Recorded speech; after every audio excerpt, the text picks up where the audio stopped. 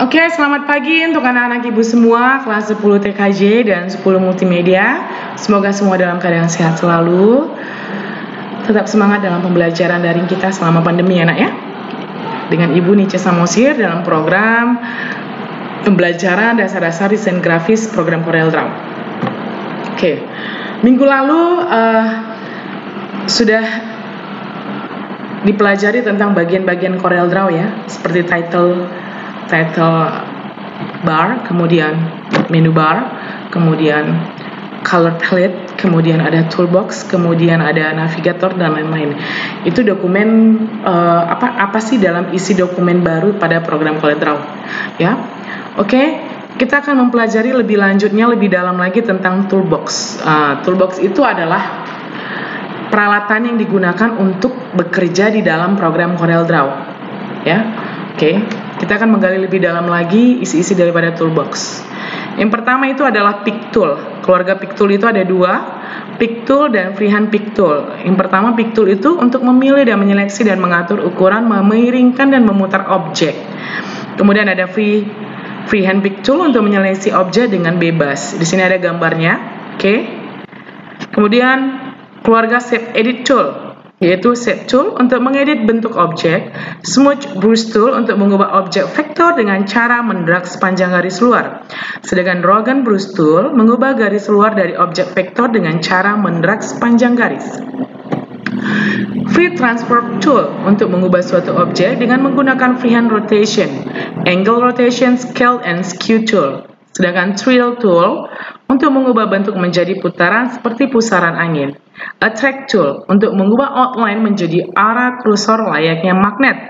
Repel tool untuk sama dengan attack tool tetapi ke arah yang berlawanan. Di sini ada gambarnya juga ya nak ya, sehingga kalian dapat melihat, oh shape itu yang mana ya, smooth itu yang mana ya, Rogan yang mana ya. Ini adalah bentuk gambar toolsnya. Oke. Keluarga crop tool, ada crop tool, ada knife tool, eraser tool, virtual segment delete. Apa aja sih fungsinya? Oke, crop tool itu untuk memotong dan mengambil bagian gambar yang terseleksi dari gambar bitmap dan membuang bagian gambar yang tidak terseleksi. Sedangkan knife tool untuk memotong gambar. Eraser tool untuk menghapus bagian dari sebuah gambar yang tidak diperlukan. Virtual segment delete untuk memotong bagian gambar yang berpotongan dengan gambar lain. Ada gambarnya juga tadi anak ya. Kemudian ada keluarga zoom tool. Zoom tool itu ada dua, zoom dan pen tool. Zoom itu atau bisa di keyboard kita menekan huruf Z untuk memperbesar atau memperkecil tampilan gambar. Sedangkan pen tool dengan menekan huruf H pada keyboard untuk memindahkan tampilan gambar pada layer. Ada gambarnya di sini anak ya. Kemudian keluarga freehand tool.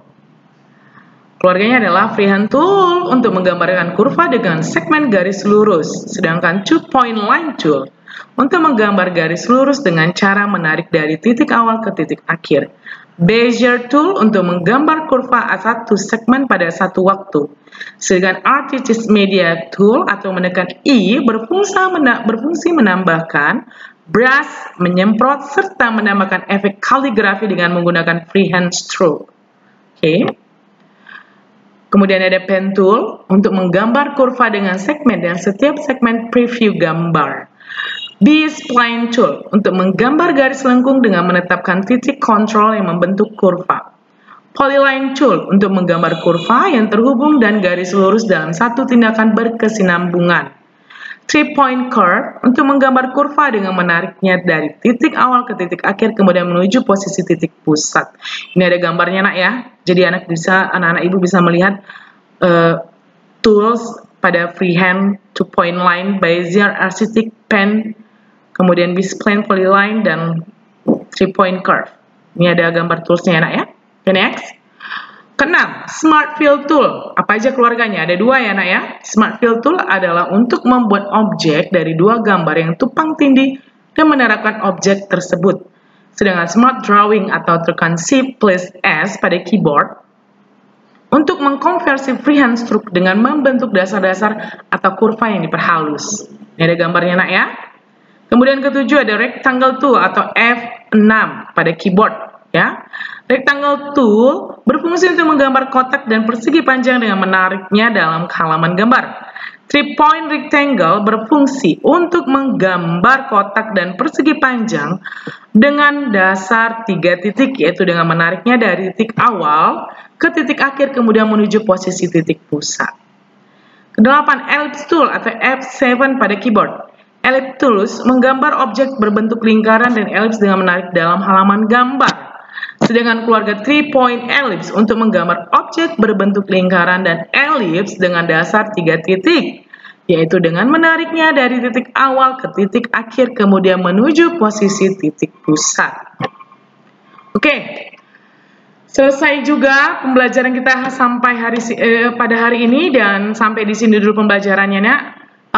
Ibu belum memberikan tugas karena masih melanjutkan catatan minggu ini ke minggu depan, ya, masih banyak sekali tools-tools yang akan Ibu jelaskan. Jadi di sini anak-anak Ibu hanya cukup mencatat pembelajaran kita hari ini, dan kemudian dikumpulkan pada hari Sabtu, ya Nak ya. Saya akan menilai hasil dari catatan kalian. Oke, sekian dan terima kasih dari Ibu pembelajaran dasar-dasar desain grafis. Selamat beraktivitas dan semoga dalam kesehatan semua. Oke.